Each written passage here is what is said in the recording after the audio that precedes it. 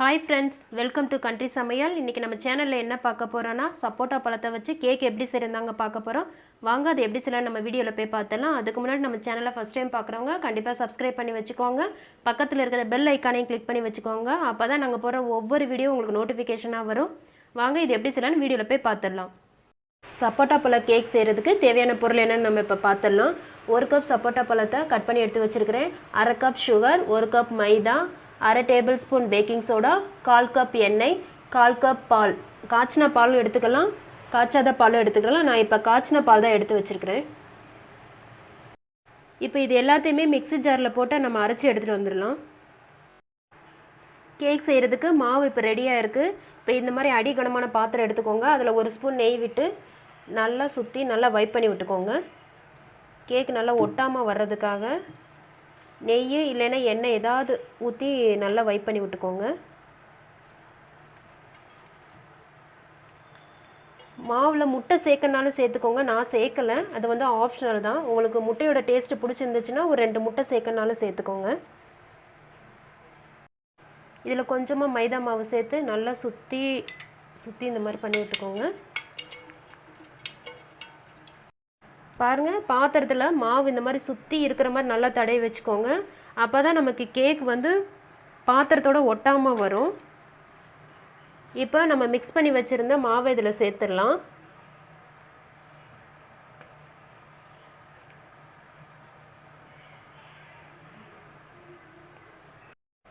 Nonstick கடையை அடுப்பில் வச்சு கொஞ்சமாக உப்பு சேர்த்துக்கோங்க. தூள் உப்பு சேர்த்துருக்கேங்க. தூள் உப்பு தாங்க சேர்க்கணும், கல்லுப்பு சேர்த்துறாதீங்க. தூள் உப்பு சேர்த்து ஒரு 5 நிமிஷத்துக்கு முன்னாடி நல்லா ப்ரீ ஹீட் பண்ணி வச்சுக்கோங்க. அதில் இந்த மாதிரி ஒரு ஸ்டாண்ட் வச்சுக்கோங்க. நம்ம ரெடி பண்ணி வச்சுருந்த மாவை இதில் சேர்த்துடலாம். இதை வச்சுட்டு ஒரு 20 நிமிஷம் நல்லா மூடி போட்டு நல்லா வேக வச்சு எடுத்துக்கோங்க. வேக வச்சதுக்கப்புறம் நான் கேக் எப்படி இருக்குன்னு உங்களுக்கு காமிக்கிறேன். நமக்கு இப்போ கேக் ரெடி ஆயிடுச்சுங்க. இங்கே பாருங்கள், நல்ல ஓரங்களெல்லாம் பாருங்கள், நல்லா விட்டு வந்திருக்கு பாருங்கள். இப்படி வந்துட்டாலே நமக்கு கேக் ரெடி ஆயிடுச்சுன்னு அர்த்தம். இந்த மாதிரி ஒரு கத்தியை உள்ளக்க விட்டு பாருங்கள், ஒட்டாமல் வரணும். ஒட்டாமல் வந்துட்டாலே நம்ம கேக் ரெடி ஆயிடுச்சுன்னு அர்த்தம். நல்லா ஆற வச்சு எடுத்துக்கோங்க. எனக்கு கரெக்டாக 25 நிமிஷம் ஆயிடுச்சுங்க. கேக் ரெடி ஆகிறதுக்கு 25 நிமிஷம் ஆச்சு. நல்லா மீடியம் ஃப்ளேமில் வச்சு நல்லா வேக வச்சு எடுத்துக்கோங்க. நீங்களும் ட்ரை பண்ணி பாருங்கள். கேக் நமக்கு நல்லா ஆறிடுச்சு. இப்போ ஒரு பிளேட்டில் கவுத்திக்கலாம்.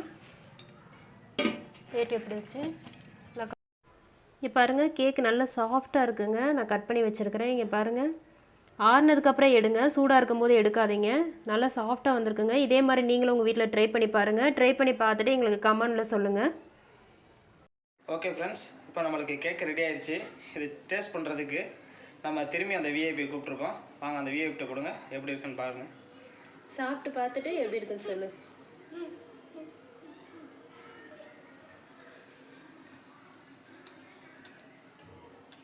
நல்லா இருக்கா? சொல்லுங்க சார். சூப்பரா இருக்கு. நில்லுங்க. சூப்பரா இருக்கா? என்ன சூப்பரா இருக்குன்னு போயிட்டீங்க. சரி, ஓகே. இந்த வீடியோ பிடிச்சிருந்தா லைக் பண்ணுங்க, கமெண்ட் பண்ணுங்க, ஷேர் பண்ணுங்க, மறக்காம பெல் ஐகானை கிளிக் பண்ணுங்க. அடுத்த வீடியோல சந்திக்கலாம். பாய்.